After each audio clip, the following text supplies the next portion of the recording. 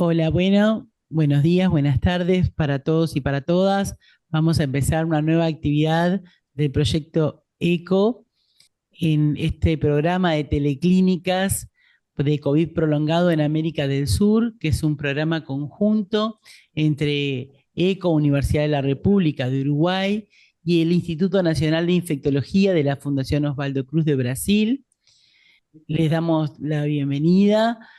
Acá tenemos la placa con los diferentes coordinadores que participamos en el programa. Hoy vamos a estar con la doctora María Pía Diniz Ribeiro, del Instituto Nacional de Infectología de Fiocruz, y yo, que soy Mariana Guirado, de la Cátedra de la Unidad Académica de Enfermedades Infecciosas de la Facultad de Medicina de la Universidad de la República. Tenemos la alegría de contar con el profesor adjunto, doctor Joaquín Maubecín, de la Clínica Pediátrica C de la Facultad de Medicina de la Universidad, quien nos va a traer una actualización de los criterios diagnósticos en pediatría del COVID prolongado. Joaquín, además de un amigo, es un excelente expositor, un pediatra muy avesado y que viene trabajando este tema hace muchos años, así que va a ser un placer escucharlo hoy, compartir la información que trae. Les queremos recordar a todos mantener la cámara encendida y el micrófono inhabilitado mientras no hagan uso de la palabra. Recordarles que la actividad cuenta con traducción simultánea en español y portugués y que pueden seleccionar su idioma en el menú inferior. Pueden levantar la mano para hacer uso de la palabra o utilizar el chat para enviar comentarios o unas reflexiones. Y bueno, les damos entonces la bienvenida. Le agradecemos al doctor Maubecín y que va a empezar con una presentación ahora. Gracias, Joaquín. Bienvenido.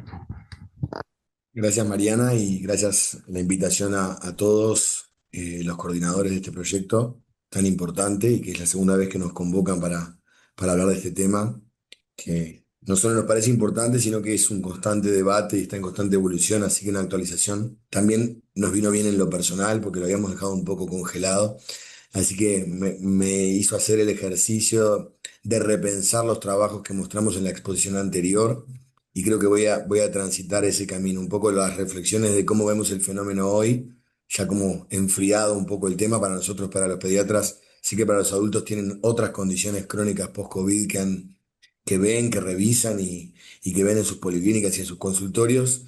Los pediatras vivimos una realidad diferente en relación a los niños y a la población pediátrica y el COVID, que ya era distinta de entrada, pero que posteriormente se consolidó en algo de menor gravedad, pero que tiene sus bemoles y sus características diferenciales. Voy a intentar exponer y ser breve. Cualquier cosa me interrumpen, levanten la mano, me preguntan, etcétera. Está abierto para discutir, intercambiar y enriquecerse como pueda la experiencia. Bueno, como les decía eso, fui convocado un poco para actualizar los criterios diagnósticos y controversias actuales en relación al COVID persistente en pediatría. Primero que nada, la primera gran controversia es el nombre. Con eso me encontré revisando el tema en profundidad. Eh, Long COVID, COVID persistente, condiciones crónicas post-COVID, COVID prolongado, síndrome post-COVID. No todos los autores manejan el mismo lenguaje y creo que esa diferencia semántica no es solo semántica, sino que también tiene que ver con cómo conceptualizamos el tema, porque justamente esa multiplicidad de nombres que se le da a una entidad que en el fondo creemos que sea la misma es porque no es la misma. Y como no todos los investigadores buscan ni buscamos, porque en nuestro caso también hicimos el trabajo, lo mismo, encontramos prevalencias muy diferentes y dispares y por ahora no hemos logrado, y creo que la conclusión final la puedo adelantar, es que no vamos a encontrar un consenso universal y único con una definición estricta que nos permita seguir adelante y desarrollar estrategias para esta población particular, porque entre otras cosas todavía no sabemos ni tenemos bien definida a qué se acota. Entonces, en la comunicación previa, cuando nos convocaron para presentar nuestra experiencia con el COVID, era general, era la experiencia que habíamos tenido con el COVID en pediatría y en particular con el COVID persistente. Mostramos un trabajo de nuestra autoría con el equipo en el contexto de una monografía de pregrado y con el equipo de la Unidad Académica C, de la cual soy parte y soy profesor adjunto. Mostramos un trabajo que se hizo a través de una encuesta telefónica a niños que habían tenido COVID persistente entre 5 y 15, perdón, que habían tenido COVID, perdón, en niños entre 5 y 15 años, entre marzo del 2020 y enero del 2022, a los cuales lo que hicimos fue preguntarles sobre síntomas persistentes de COVID de acuerdo a la definición que había en aquel entonces de la OMS, que era una definición que posteriormente pasaremos a hacer una revisión crítica, pero que permitía que aquellos pacientes que persistían con síntomas más allá de las 4 semanas, al menos uno de los síntomas conocidos, los que incluían síntomas respiratorios comunes, fatiga, anosmia, cansancio, fatigabilidad, cefalea, fueran diagnosticados o entraran de estos grupos de COVID persistente. Para eso nos referimos hicimos un cálculo de muestra de 4.680 niños que teníamos en una base de datos que habían tenido COVID y habíamos seguido nosotros durante la epidemia y durante la fase roja de la epidemia. Hicimos un cálculo muestral y calculamos una muestra representativa de 134 niños para una prevalencia estimada de 10% de long COVID. Y tuvimos los resultados con una edad media de 9 años y medio, que aproximadamente era la edad media de los pacientes con COVID, que un 20% tenía comorbilidades. Acá había una diferencia significativa respecto a los pacientes del grupo general, donde claramente la persistencia de los síntomas se veía con mayor incidencia en el grupo que tenía comorbilidades previas. Un 25% de estos pacientes de los 134 reportó síntomas persistentes y entraba dentro de la definición utilizada en ese momento. Los más frecuentes habían sido tos, cefalea, fatiga y mialgias. Como les decía, dentro de los principales factores de riesgo, los dos más importantes que nos habían dado diferencias significativas habían sido la presencia de comorbilidades previas. Esto tenía un matiz, que era que muchas veces la comorbilidad también era respiratoria y la persistencia de los síntomas era difícil de separar de los síntomas de su enfermedad pre- eh, preexistente, y el riesgo de haber tenido un COVID sintomático, que la mitad aproximadamente de esos 4.600 que les conté habían tenido una infección asintomática. Estos pacientes claramente se centraban dentro de los que habían tenido una infección sintomática. La mediana de duración de estos síntomas, de al menos uno de esos síntomas, había sido de 1 año y 2 meses, 14 meses, pero con un rango muy amplio.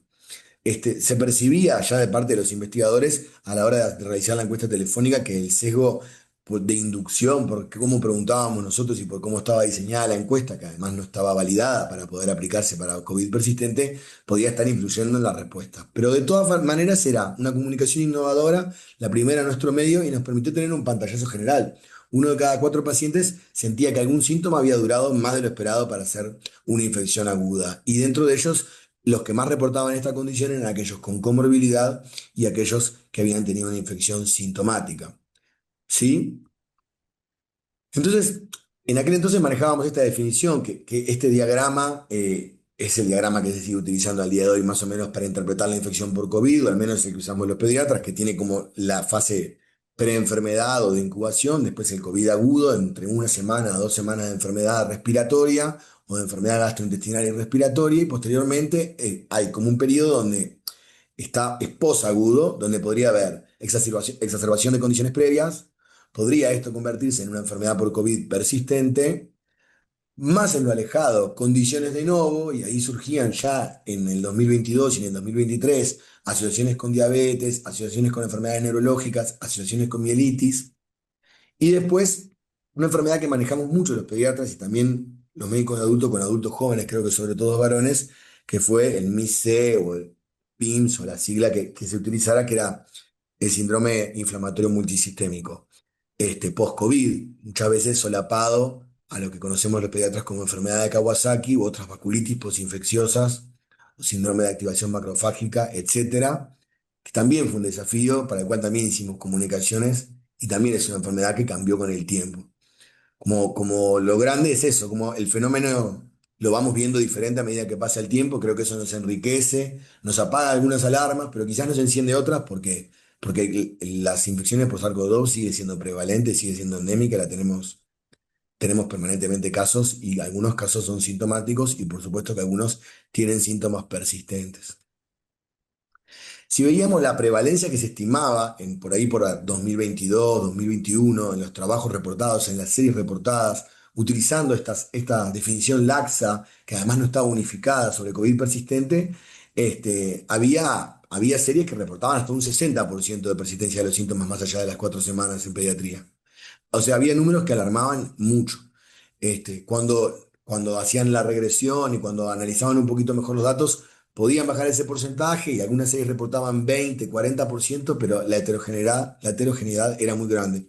Y entre otras cosas ya se evidenciaba esto. Diferentes definiciones para long COVID. Estoy marcando con el cursor, no sé si lo ven, pero se puede ver que el primero término es long COVID, otros tienen condición post-COVID.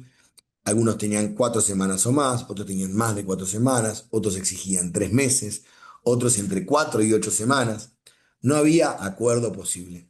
Creo que tampoco lo hay ahora, pero hay una estimación que ha permitido eliminar bastante el sobrediagnóstico y esos números tan grandes de prevalencia de esta condición en pediatría. Acá está lo que les decía.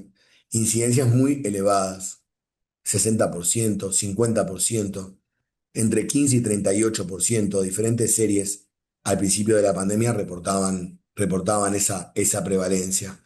Y creo que está basado en eso. De hecho, hay revisiones de estos propios trabajos con los criterios actualizados que disminuyen a la mitad, a un cuarto o incluso en algunos trabajos a menos del 5% la prevalencia, aplicando las correcciones que le han hecho a los criterios de inclusión y a los criterios diagnósticos. Cualquier cosa, si quieren intervenir o me quieren hacer una pregunta, que a veces puedo llegar a ir muy rápido, no tengo inconveniente ninguno. No sé si la dinámica es esa o hacemos al final las preguntas, pero me da igual a mí, No, en Mariana. general hacemos al final, pero si alguien quiere hacer Ah, alguna pregunta, no, nadie envió comentarios o ha levantado la mano. Yo cualquier cosa te perfecto, aviso, Joaquín. gracias. Bien, entonces, claro, revisando un poco los criterios diagnósticos más actualizados, lo más nuevo que tenemos son las guías NICE actualizadas en 2024, que en realidad es una actualización de la guía original que hicieron en 2021, que actualizaron en 2023 y que ahora las actualizaciones que incluyen algún párrafo de pediatría, tampoco que es material específico, son de 2024, como que, bueno, a mí en particular, de lo que pude leer, creo que esto es lo que más me ayudó a ordenar el tema como trabajar el COVID en el COVID agudo, entre 0 a 4 semanas, ahí estaremos dentro del periodo agudo y sus complicaciones agudas. COVID persistente sintomático entre las 4 y las 12 semanas y post-COVID o COVID prolongado recién a partir de los 3 meses de persistencia de la sintomatología. Y ese es un cambio bastante importante porque ampliamos el tiempo para definirlo como COVID persistente y porque ampliamos la concepción de la enfermedad y su duración normal. O sea que lo primero grande es que decíamos, esto es una enfermedad aguda que dura poco, que dura 2 semanas, 3 semanas y después se te tiene que ir. Ahora decimos, esto es una enfermedad que como norma puede durar hasta 4 semanas. Ahí bajamos bastante el número. Entre 4 y 12 semanas podemos hablar de que esto es persistente, es un paciente que tiene síntomas persistentes, pero se puede resolver y quedar sin secuelas. Nosotros teníamos en nuestra corte niños que habían vivido eso con esas características, sobre todo anomia y sobre todo los síntomas de fatiga, mialgias. Aquellos que tuvieron, después tuvimos casi todos COVID, saben además que es así, es el dato empírico, que quedas como cansado un tiempo, incluso si después quedaste bien. Y bueno.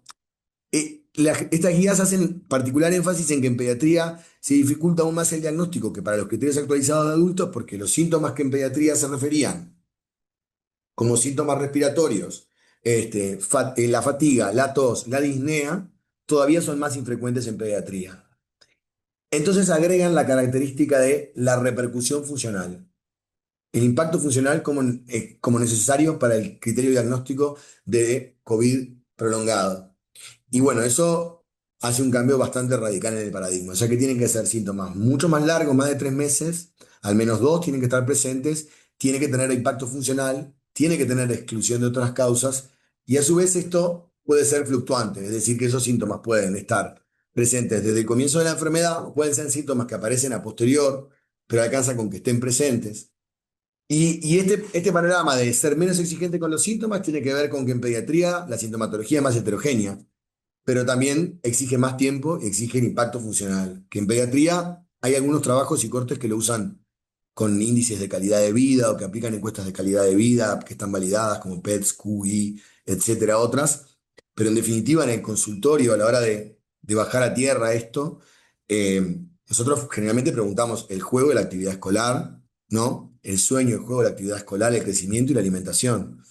O sea que tenemos elementos objetivos para decir si estamos frente a un paciente que tiene realmente un síndrome post-COVID y poder empezar a disecar y ver cuál requiere un seguimiento diferencial. Que creo que ese es el propósito, incluso entre los consejos que dan estas guías, las guías NICE, está bastante bien establecido fijarse objetivos para hacer un seguimiento diferencial y también para hacer nuevos protocolos de investigación que permitan seguir afinando el tema. Son bastante claras las guías en que todavía esto no está digerido del todo, lo cual habla bien de las guías, porque en general no sé si logramos digerir del todo algo alguna vez.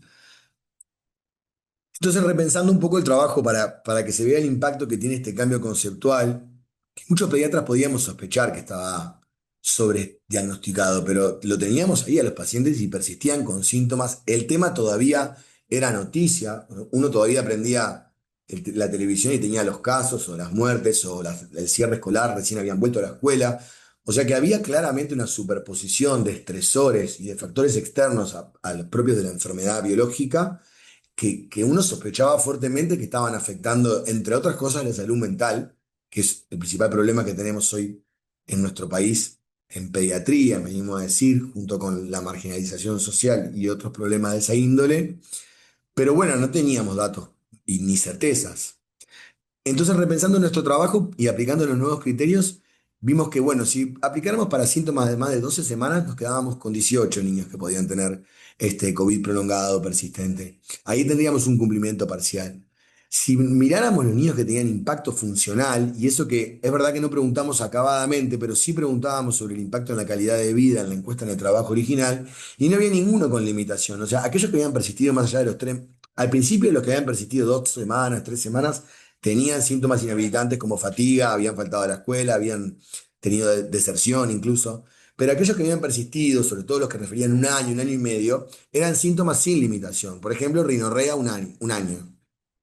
¿Me explico? En un niño que puede convivir con rinitis alérgica. Bueno, aquellos que tienen hijos, aunque no sean pediatras, pueden saber que los niños tienen moco todo el tiempo, ¿no? O sea que esa sintomatología es difícil de investigar y de disecar. Y entonces el impacto funcional me parece que es algo muy importante. Y que si no tenemos que llevar algo de este intercambio hoy, es el hecho de que en pediatría es donde más me tengo que focalizar es en que persista más de 3 meses y que tenga impacto funcional. Si no, de lo contrario, lo voy a sobrediagnosticar. E incluso de esa forma, si no excluyo otras causas de la forma más acabada posible, probablemente lo siga sobrediagnosticando. O sea, ahí vemos que hoy por hoy sigue habiendo síntomas más de 3 meses para la OMS, síntomas más de un mes para el CDC y para estas guías que traje más de 12 semanas con impacto funcional. También uno elige, es un poco de cherry picking, uno elige también lo que cree que es lo mejor y lo que aplica a sus pacientes y tiene mejores resultados en la medida en la que no haya un consenso único. Y tengo que reconocer que elegí esta guía porque es con la que me sentí más cómodo trabajando en esta oportunidad. Pero bueno, podríamos tener una variabilidad muy grande entre una y otra con esos criterios. Entonces, si aplicáramos los criterios actualizados de OMS-CDC, seguiríamos con ese 25% de los casos, pero si aplicáramos esta guía con impacto funcional, en la corte que nosotros revisamos, creo que ninguno hubiese tenido COVID prolongado. Esa es la revisión que pude hacer mirando los datos. Y esto creo que es lo más importante que quería compartir hoy. Es que tomé la corte que ya presenté en una clínica ECO y le apliqué nuevos criterios diagnósticos y no encontré ningún paciente con COVID prolongado en esa corte, que era una muestra representativa de 4.600 pacientes, que tiene muchísimas limitaciones, porque fue retrospectivo, porque es la segunda vez que miro los mismos resultados con criterios diferentes, porque fue una encuesta telefónica, porque cuando le hicimos la encuesta telefónica hay elementos de limitación funcional que no preguntamos, pero el cambio es tan grande en los resultados que me parece que aunque no sea comunicable un 0% en esa corte vieja, para poderse validar desde el punto de vista científico, igual es comunicable como un hallazgo que pueda motivar futuras investigaciones y, ¿por qué no?, volver a contactar a esta corte de la cual tenemos todos los datos para ver en qué están y cómo se han desempeñado. Acá me tapa la cámara, pero esta diapositiva me tapa un poco la cámara, pero me acuerdo de memoria.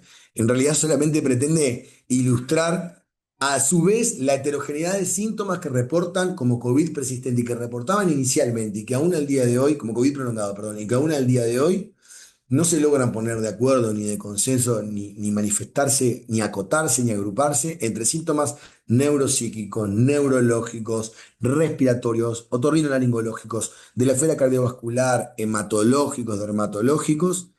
Eso sumado a las condiciones de novo que tampoco sabíamos en aquel entonces y que ahora voy a mostrar cómo eso varió mínimamente, pero varió.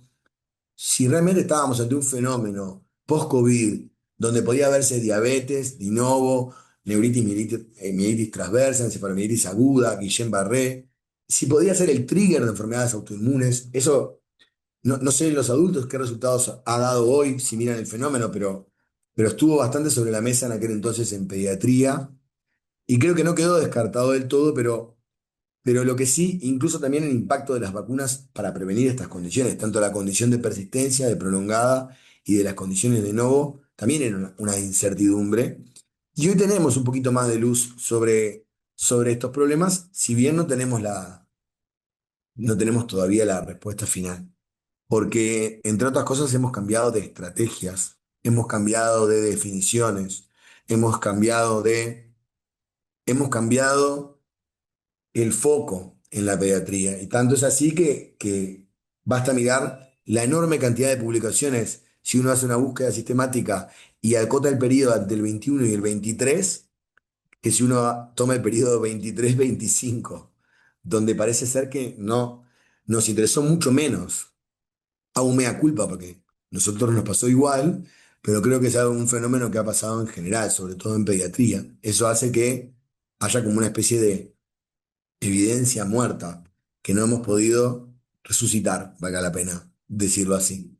Pero el riesgo relativo de diabetes, examinándolo actualmente, es un riesgo relativo absoluto bajo, es apenas una variabilidad menor, no hay datos contundentes. Los síndromes neurológicos reportados que finalmente se pudieron adjudicar a la infección por SARS-CoV-2 en el periodo posagudo son casos raros, casos clínicos, no hay nada contundente tampoco. Ya no era contundente antes y en las series actuales con los criterios nuevos se ve descenso y magnitud menor. Y sé que con todo esto le estoy bajando el perfil, pero bueno, en parte porque se lo merece un poco en pediatría que esta entidad se ajuste el perfil a la realidad más que se baje, pero también porque no es justo con los pacientes que verdaderamente tengan esta condición, no poderlos discriminar y seguirlos porque creemos que tenemos una masa enorme de pacientes que tienen síntomas prolongados de COVID. Y eso me parece que termina siendo a la justicia y a la equidad en la asistencia porque todavía no logramos identificarlos. Y entonces, si yo digo, tengo 300 pacientes post-COVID, preciso tales y cuáles recursos, no tengo, no hago nada.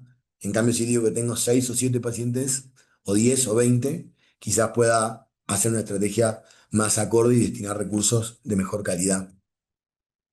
Como decía, las series actuales siguen con algunos problemas. Si bien ajustaron los criterios diagnósticos, siguen con algunos problemas. Más de 200 síntomas reportados, inespecíficos. No tenemos biomarcadores objetivos. este, no tenemos biomarcadores objetivos, entonces al basarnos siempre en síntomas, muchas de las series a su vez son retrospectivas o son seguimientos prospectivos de cortes en las que hay muchísimas pérdidas de pacientes y otras infecciones y otras condiciones biológicas que se agregan. Y también pacientes que si lo seguís en el tiempo, nuestros pacientes van creciendo y cambiando su madurez, lo cual hace aún más difícil los estudios prospectivos. Y para si eso, por si eso fuera poco, nos vemos sumergidos en una epidemia o pandemia, no sé cuál sería el término de trastornos neuropsiquiátricos, psiquiátricos y psicosociales muy profundos y muy graves, de los cuales Uruguay se hace eco, pero la región también, que dificultan aún más el reporte de la sintomatología. O sea, saber si un niño hoy por hoy se siente bien o tiene fatiga y poder adjudicar eso a algo postviral en el contexto en el que ese niño se encuentra es muy difícil. Entonces estos estudios tienen habitualmente el sesgo de no poder separar eso y también de seguir sobreestimando cuando fue por un virus o cuando nos pasa con cualquier otra enfermedad, las repercusiones de una enfermedad crónica. Entonces, estas nuevas series dan, por supuesto, prevalencias muy variables, desde 0,8, 0,5 incluso por ciento a 25%. Por ejemplo, esta corte canadiense, que son pacientes que se siguieron entre el 2020 y el 2022, en 14 hospitales pediátricos de emergencia, con un seguimiento a 6 y 12 meses, se evaluaron 5.500 niños menores de 18 años. También el punto de corte de la edad hace la diferencia, porque me queda claro que en adultos tienen otra prevalencia, y sobre todo creo que en adultos varones, después me corregirán los colegas que hacen medicina de adultos, lo cual si yo hago el corte cada vez más grande, voy a engrosar un poco las cifras pediátricas. Nosotros en Uruguay trabajamos con niños y adolescentes menores de 15 años. La prevalencia de la condición post-COVID en esta corte con síntomas, tomándolo como síntomas de más de 2 meses y impacto funcional, fue de 0,67% en aquellos pacientes que habían tenido COVID versus 0,16% en pacientes que habían reportado alguna condición como disparador que no era COVID. Una diferencia absoluta menor, pero significativa, con una calidad de vida similar entre los grupos. O sea, un estudio que mostró que la prevalencia era baja, que la diferencia con pacientes que no habían tenido COVID era baja, pero significativa. O sea que existe, pero de menor entidad, y que es algo que todavía está en un plano, no ha logrado aterrizar del todo ni la sintomatología ni los criterios diagnósticos. Esta corte inglesa, a diferencia, es una corte de adolescentes entre 11 y 17 años, de los cuales hizo un seguimiento longitudinal a los 3, a los 6, a los 12, a los 24 meses, un estudio más robusto desde el punto de vista epidemiológico, con 943 participantes con datos completos en todos los tiempos, y a los 24 meses, 7,2% mantuvieron síntomas consistentes: fatiga, sueño, disnea y cefalea, con mayor prevalencia en mujeres, adolescentes mayores y con reinfección. Y bueno, este estudio me parece que ilustra bastante lo que uno termina viendo en el consultorio, que la realidad de los niños, no de los adolescentes, es diferente a la de los adolescentes, como lo fue con la enfermedad aguda, como lo fue con las vacunas y el requerimiento de las vacunas, como lo fue con el síndrome multiinflamatorio sistémico. O sea que pareciera haber alguna explicación fisiopatológica para una respuesta diferente en los niños que en los adultos, y eso parece verse en una transición a lo largo del tiempo y para sus complicaciones también. De todas formas, este estudio no evaluaba impacto funcional, pero claramente tenía una prevalencia bastante mayor, bastante más importante, eh, acercándose a la adolescencia y a adultos o adolescentes adultos, digamos. Entonces, comparando un poco estas dos cortes y la corte nuestra, podemos ver que la prevalencia reportada, lo que les decía hoy, en el estudio nuestro, aplicando las guías, intentando ajustar, si lo hiciéramos hoy, no hubiéramos encontrado ningún paciente. Y si bien en un estudio en el que la encuesta se realizó a 134 niños entre 5 y 15 años, esos niños surgían de una corte de 4.600 pacientes, para los que se calculó una muestra representativa. Este, quedaría revisarlo y analizarlo más en detalle, pero me parece importante y que los comentarios son que los síntomas persistentes no tuvieron repercusión funcional. Por el contrario, en los niños de la corte canadiense, la diferencia absoluta entre un grupo y el otro, expuestos y no expuestos, fue baja, pero existente. Y en la corte inglesa, donde son adolescentes y que se siguieron hasta por 2 años, aparece una cifra que a priori a uno le parecería más entendible, más cercana al fenómeno que uno eventualmente ve, o sea, que algún paciente ve, que son pacientes grandes que persisten con los síntomas. Los síntomas más frecuentes fueron fatiga, sueño, disnea, cefalea, más en mujeres y en pacientes con reinfección. Me quedé sin aire un poco. Bien, sí, porque capaz que fui un poco rápido, pero podemos volver a diapositivas, sobre todo en el momento de intercambio. Entonces, a modo de conclusión, las vine diciendo diapositiva a diapositiva porque creo que realmente es lo que se desprende solo de los resultados y de una búsqueda bibliográfica. Si uso criterios más estrictos, el COVID persistente siempre fue una entidad poco frecuente. Cuando nos daban números grandes, sabíamos que era la persistencia de un síntoma, pero sin repercusión funcional. Cuando los criterios se ponen más exigentes, los actualizamos y utilizamos una guía, bueno, encontramos que el COVID prolongado en pediatría es una entidad rara e infrecuente cuando hablamos de limitación funcional. Si vamos a la corte previa que nosotros mismos habíamos comunicado, no hubiésemos encontrado ningún paciente. A su vez, que representa un desafío diagnóstico, porque muchos síntomas se confunden o se enmascaran con síntomas psicosociales y con otras infecciones. El impacto actual parece ser incluso menor que el de los otros virus respiratorios que dan síntomas prolongados. Nosotros en pediatría, en adultos también, pero sépanme disculpar cuando hago esa diferenciación, es que hace tiempo que no trabajo con los colegas de adultos, pero en pediatría tenemos muchas enfermedades virales a las cuales adjudicamos sintomatología prolongada y está bastante estudiado y lo vemos en la clínica. En los niños pequeños con daño postviral, con enfermedades como VRS, enfermedades respiratorias que dejan secuelas y que tienen particularidades acorde al virus, y también en niños más grandes, enfermedades como Epstein-Barr, citomegalovirus etcétera, que pueden dar síndromes postinfecciosos muy prolongados, algunos de etiología no aclarada. Pareciera ser que el impacto del COVID prolongado es menor que el de otros virus respiratorios, por lo menos con estos datos que están publicados al día de hoy. Y bueno, esto, recalcar por último la importancia de utilizar criterios estrictos, de evitar eso de diagnóstico, pero más que nada no para no inflar el tema, sino para poder seguir a aquellos pacientes que lo requieren con una estrategia diferencial, con recursos propios y seguir avanzando. Creo que tenemos que mirar adelante con... A mí me convocaron a esta clínica y creo que fue un tirón de orejas personal porque dije, este tema no lo miramos más, quedó congelado. Y ahora voy y lo miro y digo, no es para nada lo que está publicado, es diferente. Tenemos que volver a mirar el fenómeno. Eso me animaría a concluir. Mucho más que eso, creo que sería poco riguroso y demasiado osado. Gracias. Gracias, Joaquín, excelente la Ay, perdón, presentación. ¿Se escucha? se me fue. Perdón. No, muchas gracias, muy completa, y creo que con varias cosas, como para discutir o intercambiar. Es- Digo, arrancando claramente por la definición, cómo la aplicamos o cuál tomamos, que siempre ha sido un motivo de dificultades en términos globales con este cuadro, como ocurre con muchos y sobre todo como con este diagnóstico que es un cuadro relativamente reciente.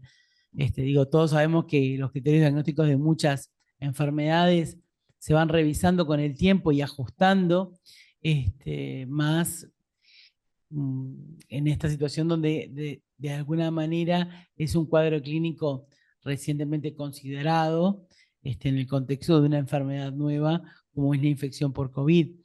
Y creo que eso también en parte explica esas diferencias tan grandes en los reportes entre 0,6% y 25%, digamos, ¿no? Como mencionabas, más temprano.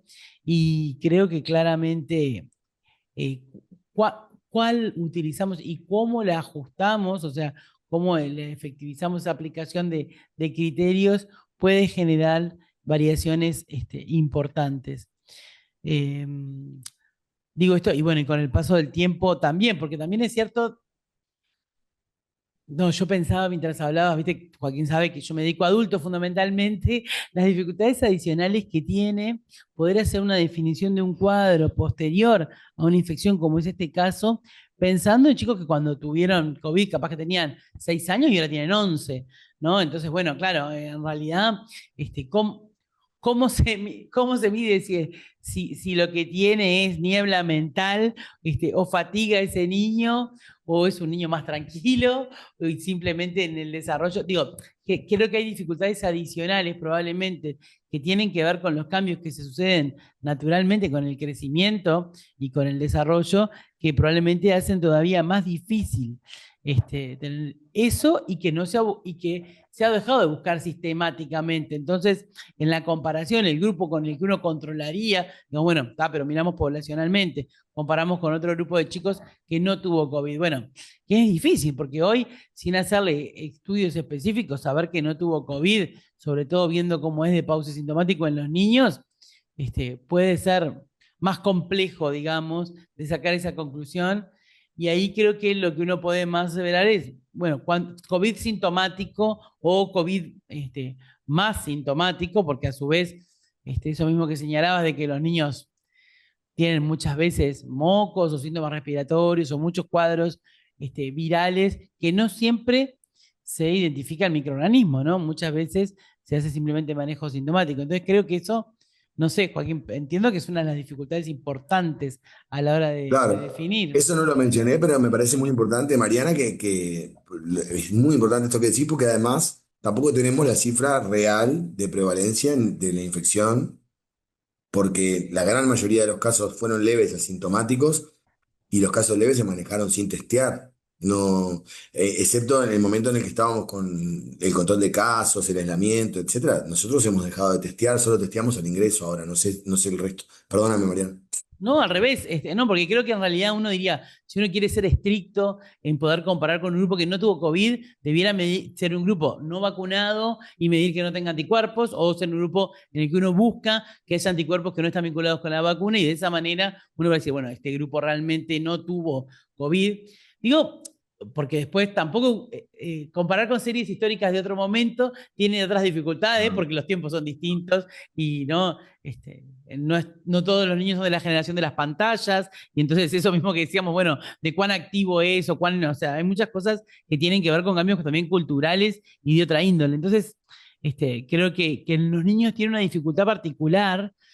Probablemente vinculada a estos cambios esperables que no nos pasa con los adultos, ¿no? Donde, bueno, en realidad uno puede dudar si está vinculado o no, o si es otra cosa, como bien señalabas, otra, una enfermedad desenmascarada, inclusive por el COVID o con el paso del tiempo posterior al COVID, bueno, o si corresponde a algún vínculo con una enfermedad preexistente, o bueno, claramente algo que pueda estar desencadenado o exacerbado por el COVID, como son la mayoría de las cosas que incluimos. Creo que esa dificultad creo que probablemente sea importante, difícil de salvar.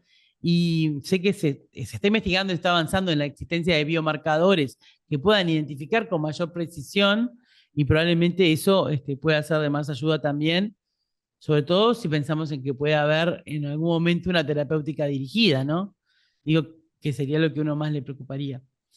Eh, no sé, yo quería llamar la atención sobre esto porque siempre es una cosa que nos limita, poder tener el 100% del diagnóstico definido y no movernos como, ya sé que no es la única patología, pero bueno, creo que es una de las limitantes a la hora de poder encararla.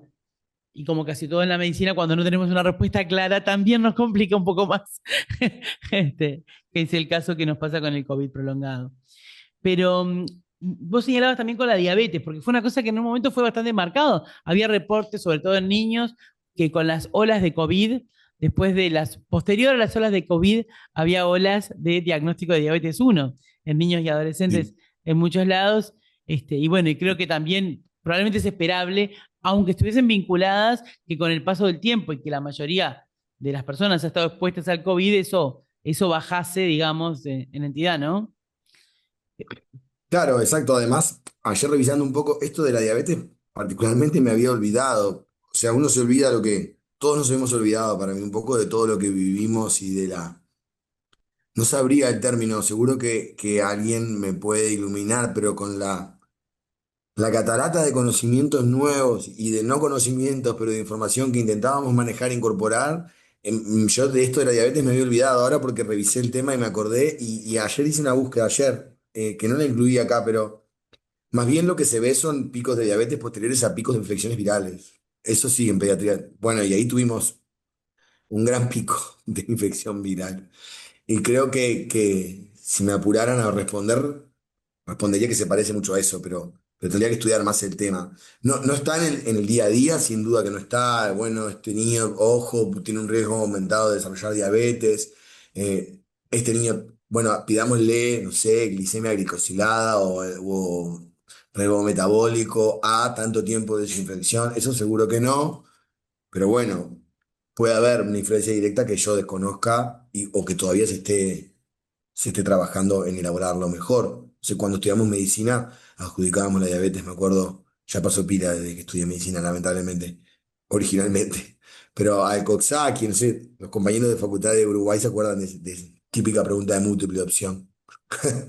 Por eso no la sabía. Tampoco te quedaba claro ahí cómo era, ¿no? O sea que creo que vamos en ese lugar, en ese mismo lugar. No, sí, claro, claramente. No, y todo lo que tiene que ver con el síndrome inflamatorio multisistémico, tipo Kawasaki, que probablemente vamos a seguir viendo. Yo no sé, en realidad, el compromiso miocárdico, que en un momento fue de bastante entidad, sobre todo en los varones, hoy señalaban las diferencias. La mayoría de los trabajos reporta en los adultos, decía yo, más en mujeres que en varones, te digo porque, bueno, pero justo esta parte de la afectación miocárdica en adolescentes, fundamentalmente, como parte de un síndrome inflamatorio más amplio o en forma exclusiva, estaba estuvo bastante presente inicialmente en lo que tiene que ver con la pediatría y entiendo que en algún momento se planteó en los niños que tenían cuadros más sintomáticos o más graves, sobre todo, la identificación de esta situación precozmente, e incluso hay algunos reportes de hacer troponinas en forma sistemáticas o no. Yo entiendo que probablemente sean muy pocos los casos de COVID hoy que requieran ingreso, pero no sé si en esos casos ustedes están determinando las troponinas para seguimiento posterior o no se hace en forma rutinaria. No sé si muchos chicos requieren ingreso con COVID hoy por hoy. Entiendo que debe ser poco igual. Eh, Bueno, tenemos muy poco ingreso. El COVID siempre se manifestó más leve y más de manejo ambulatorio en la pediatría en general. Cuanto más chico el niño o niña, más leve todavía. Incluso cuando tenían 4 días, ahí estábamos tranquilos. Al principio no, al principio estábamos asustados y los internábamos. Por eso las series tenían, todos los pacientes ingresados eran menores de un mes, porque claro, entre que íbamos vestidos como un robot y veíamos un bebé y nos decían que tiene COVID, prendíamos la tele y veíamos todos los ataúdes. Los internábamos a todos, pero después cuando pudimos decantar un poco, los pacientes pequeños no ingresaron. Y los pacientes grandes, sobre todo los adolescentes, en los casos que vimos con compromiso miocárdico, nosotros en particular, que recuerdo, tuvimos miocarditis postvacunal, 2 casos en Uruguay. Después tuvimos compromiso miocárdico postviral y virales, pero vemos mucho más por otros virus. Y claro, estaba el profesor Yaqueto que justo pasó y me escuchó y me dijo, y en el síndrome multiinflamatorio. Justo pasó y me hizo acordar. Y ahí sí. Pero ahí tuvimos toda esta superposición de que en un momento tuvimos unos 40 en un año y actualmente es difícil diagnosticarlo porque es muy similar a la enfermedad de Kawasaki, incluso en sus criterios diagnósticos, la dilatación coronaria, el compromiso miocárdico. Y ahí sí hacemos troponina, seguimiento, eso que preguntabas, Mariana. Pero claro, hoy por hoy es difícil que alguien diga esto es post-COVID porque no lo testeaste. Ahí está el profesor que apareció. Oh, saludos al profesor Giaquito también. No, sin duda, por eso decía que era. ¿Qué tal? ¿Cómo anda, Gustavo? No, sin lugar a dudas, ha sido muy poco. Y nos pasa también esta dificultad de que no siempre tenemos además el diagnóstico en el contexto de agudeza y entonces nos quedaremos muchas veces con la duda. Sí, no, decía en el contexto de un síndrome de afectación un poquito más amplio inflamatorio, que en esos algunos Ahí casos sí. tuvimos. No, porque inclusive en adultos, en algún momento, en adultos es mucho más raro en términos globales el compromiso miocárdico posterior a la infección, pero en algún momento se planteó inclusive hacerle seguimiento con este ecocardiograma a aquellos que tuvieran las troponinas aumentadas y se había planteado inclusive usar como marcador lo de las troponinas en el momento agudo. También es cierto que las troponinas eran y son un factor de riesgo de mala evolución en el contexto del COVID. Entonces, bueno, y era un elemento que en su momento se había planteado como para pensar, aquellos que hubieran tenido troponinas elevadas en el momento agudo, capaz la necesidad de hacer seguimiento. Entonces, por ese lado iba un poco la pregunta de si en pediatría les parecía un poco lo mismo. Yo no quiero acaparar la palabra en forma constante. No sé si alguien tiene alguna pregunta o algún comentario. Ah, María Pía, adelante, Show. perdón. Não. Vou falar em português. Voy a Primeiro hablar eu en queria agradecer portugués. ao Primero professor quisiera agradecer al Joaquim, muito profesor obrigada pela Joaquín, muchas palestra gracias por interessantíssima su em pediatria, presentación que é um campo que interesantísima en realmente pediatría, que es raramente un campo que vez raramente eu me invado atualizo, então o assim, me as trocas são muito actualizo. importantes porque Entonces, a gente estos não focar intercambios son muy no importantes, perfil pues de nos paciente enfocamos pediatra. mucho en nuestro perfil de pacientes. É, Muchas gracias. eu ia assim, chamar atenção para essa questão Iba a llamar la do atención para el critério tema del de se criterio aumentar, assim, dessa de, introdução de la de introducción impacto del funcional no critério impacto como funcional en el algo criterio como importante e até algo para adultos, né? importante, incluso para A gente tem muita, adultos. assim, a gente também Hay, tem muita dificuldade de también diagnóstico em tenemos mucha adulto, e eu dificultad acho de que diagnosticar adultos ese ítem faz toda a y diferença na ese hora ítem que a gente está avaliando hace uma toda la doença diferencia en el momento en crônica que evaluamos com una dificuldade de enfermedad crónica identificação, con falta dificultad de de teste diagnóstico por falta laboratório, de de imagem, né, de laboratorio, de tratamento. imágenes, Então, de esse impacto tratamiento. funcional Creo que ese seria impacto muito importante para ser funcional incluído sería muy também para os importante adultos. también que fuera incluido Claro que también agora eu para não vou los conseguir adultos. ver Claro que ahora números, no voy mas a na lograr ver prática, como eu estou números, pero en la atendendo um práctica, recorte como de yo uma coorte atiendo en de una COVID longo, cohorte de COVID a gente tem muito prolongado, paciente, talvez tenemos o muchos resultado da prova de pacientes, diagnóstico seja muito diferente do de bueno, crianças, cuyo porque a gente tem resultado puede muitos ser muy pacientes distinto a reclamando lo do de los impacto niños, porque funcional. hay Muitos pacientes não que están conseguem voltar ao reclamando trabalho, el muitos tema não ese del impacto conseguem funcional. Muchos no retornar logran às volver a atividades sus diárias actividades em casa. laborales, Então, actividades diarias de en sus casas. Es una enfermedad que está muy invisibilizada por los profesionales y por los mismos pacientes. Siempre traigo eso en las presentaciones y creo que tendremos un número más grande si llegamos a incluir ese punto del impacto funcional en la evaluación. Quisiera también preguntar si la corte que evaluaron y reevaluaron con esos nuevos criterios era de pacientes internados, pacientes ambulatoriales o ambos. La corte de pacientes eran pacientes internados y del ambulatorio. Era la corte del total de un prestador privado de pacientes que llevábamos en esos 2 años con test positivo en ese periodo de tiempo por PCR para SARS-CoV-2. Y el porcentaje de ingreso hospitalario, sobre todo después del 2020 en pediatría, fue muy bajo. Ahora no recuerdo, pero era inferior al 9%, muy bajito. O sea que la mayoría de esos pacientes la gran mayoría, fueron ambulatorios. Ambulatório. Incluso algunos pacientes que referían síntomas persistentes posteriores eran pacientes que originalmente habían tenido una infección, o sea, te habían testeado positivo, pero no habían percibido síntomas y los síntomas empezaban después. Que eso está descrito, pero era, bueno, difícil, como digo, por esto de que sería otra cosa. No sé, el estudio tenía limitantes, una encuesta telefónica sin duda no es lo mejor. Pero bueno, fue lo que pudimos diseñar. Ok. Obrigada. Era uma curiosidade mesmo para a gente. Muchas gracias. Era una curiosidad porque hicimos también esa evaluación con un contacto inicial por teléfono y después presencial, pero siempre es interesante evaluar esa diferencia entre ambulatorio, internado, con todos los sesgos que pueda tener también. Un paciente crítico internado que evolucionó con temas crónicos, además de la propia infección por COVID.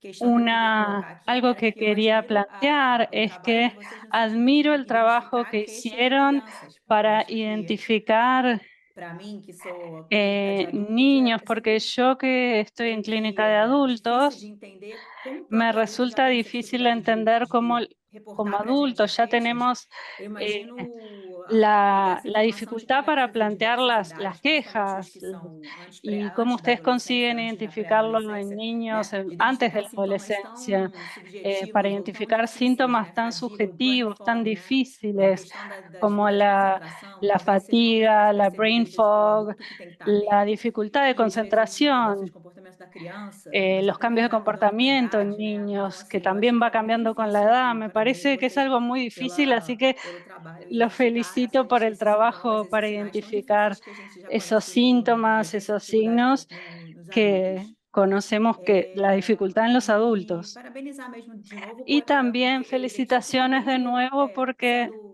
a conclusão final yo sendo veo que que a incluso doença, cuando a la prevalência conclusión final menor es do que o que la esperado, ou a doença prevalencia es tem um impacto menor menor do de que lo o esperado esperado, o que tiene né, un do que o impacto avaliado menor previamente, pelo de menos lo isso é uma esperado o de doença lo rara, evaluado imagino anteriormente y que que es una seja enfermedad que rara. tenha um impacto Me individual, né, porque quando a imagino que gente el pensa impacto em saúde individual sí pública, né, em es, saúde coletiva, mas vai ter um pensando en impacto salud pública individual hablamos nessa del criança, nessa colectivo, família pero muito el impacto grande, né? individual para E a ese niño, para dificuldade que a esa gente familia tem em es confirmar grande isso, y las dificultades que tenemos para pela falta de confirmar eso, por diagnósticos la falta de laboratoriais diagnóstico e de falta pruebas de de diagnóstico e não laboratorio o tratamento de otro também. Eu não tipo, sei se tem alguma coisa, y eu não sei tratamiento mesmo, eu también. desconheço se tem algum tipo de coisa, Desconozco algum estudo si relacionado ao hay tratamento algún nessa estudio população, en ainda relación mais con agora tratamientos que en esa está se percebendo población, que a aún prevalência más é ahora pequena, que se então ve que la imagino que não deva ter muita prevalencia es coisa. baja. Creo que no debe haber mucha cosa, ¿no? Gracias por las felicitaciones, por los cumplidos, pero también porque sí, porque en realidad un niño solo, obviamente en términos no de salud pública, sino de salud individual, es muy importante y nosotros trabajamos mucho con enfermedades raras porque por suerte en la pediatría la enfermedad es rara. La condición crónica es rara. No tenemos esas historias clínicas que tienen en adultos. Mariana va a saber, ya le hago el chiste de que tienen antecedentes personales 3 hojas. Por suerte es infrecuente, ¿no?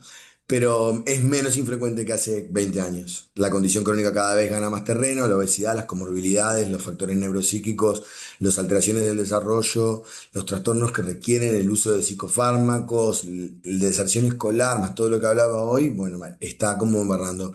Yo no me animo a decirte que haya un tratamiento. Sí me consta por trabajar con mis colegas neumólogos que algunos pacientes con condiciones preexistentes que posteriores a la infección por COVID tuvieron un declinar funcional, por ejemplo, en asma, ¿sí?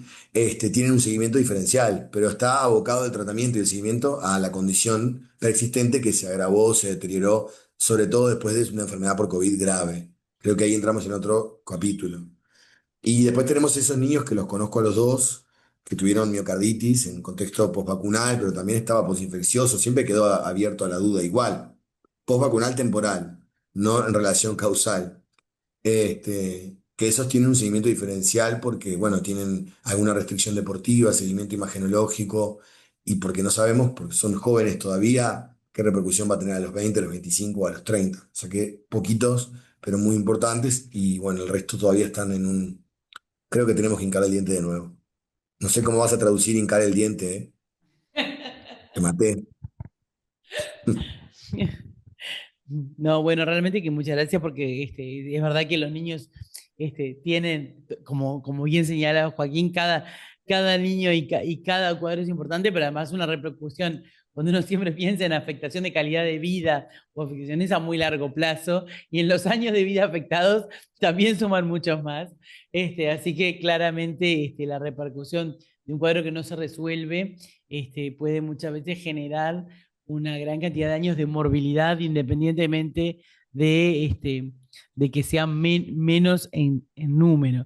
Y la parte de exacerbación de enfermedades preexistentes, entiendo, va a ser necesariamente menor en pediatría, porque es verdad que hay muchas menos enfermedades persistentes, así como también es difícil tener claro si es un desenmascaramiento por parte del COVID, a veces de algún cuadro, o hubo alguna especie de vínculo causal. Y bueno, y ahí lo epidemiológico creo que un poco ayuda a tener una idea, como mencionábamos con la diabetes, con otras cosas, digamos, para ver si en lo grosso o en los números grandes eso juega, o cuánto. Y bueno, y de los síndromes inflamatorios multisistémicos, me alegro que estemos viendo muchos menos. Probablemente tiene que ver con que vemos menos COVID o menos primeras veces de COVID, por lo menos, y creo que eso probablemente está jugando. Estamos muy cerca de terminar. No sé si alguien de las personas que están conectadas quiere hacer alguna otro comentario o pregunta. Y bueno, y si no, vamos cerrando esta nueva actividad que realmente fue muy rica, sobre todo para los que no estamos en el día a día vinculados con la pediatría. Es bueno poder traer colegas que nos puedan hacer un refresh en esa área. Este, Si me permitís, Adelante. gracias, Mariana, querida. Bueno, nada, te quiero agradecer muchísimo. Claridad, como dijo al principio Mariana, es conocida. Y además te felicito yo también por esa buena costumbre que tenemos que tener los médicos de revisar nuestra propia actuación y verla con ópticas nuevas.